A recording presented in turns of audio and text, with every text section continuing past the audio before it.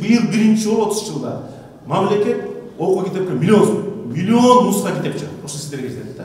Мына мугалимдердин айлыгын былтыр көтөргөнбүз. Буюрса быйыл биз топтоп каражат топтоп эмдиги жылы дагы көтөрөбүз деген пландарыбыз бар. Буюрса Кыргызстанда жакынкы келечекте эң чоң айлыкты ошо мугалимдер менен дарыгерлер алат.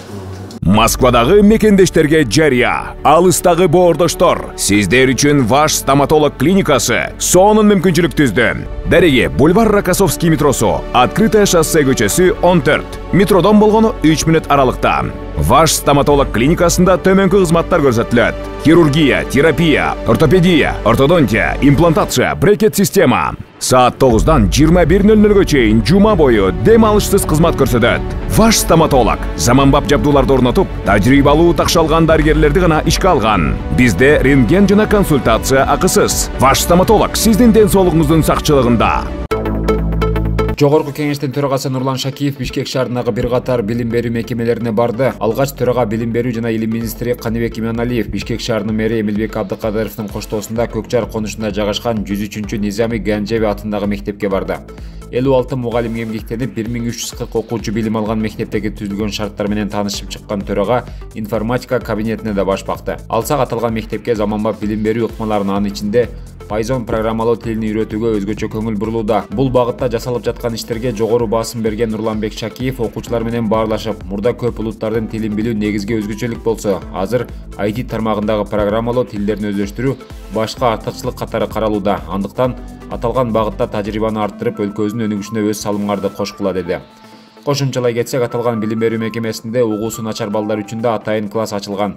Ага ылайык Нурлан Шакиев резервдик фондунан каражат бөлүп, аталган класска көрсөтүп окутуучу заманбап жабдууларды белекке берди. Андан соң Жогорку Кеңеш төрагасы Алтын Ордо конушунда жайгашкан номер 98 жалпы орто билим берүү мектебине барды. Окуу процессинин жүрүшү жана түзүлгөн шарттар менен таанышкан төрага окуучулардын сүрөт тартууга үйрөткөн таланттуу мугалимдин устаканасында көрүп чыкты. Сиздердин араңызда ошо дүйнөгө атагы чыккан айтиштиктер чыгат деп биз үмүт кылабыз.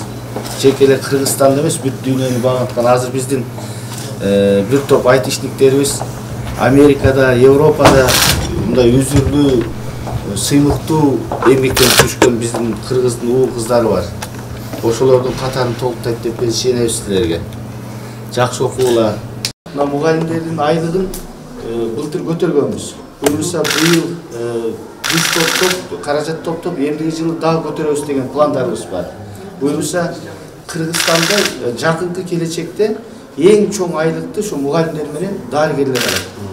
Биз ошого мугалимдик кесип эң сыймыктуу, анан ошого жараша макамы да бийик, мурдагыдай баягы бийик даражасын көтөрүп алып келели деп атабыз да.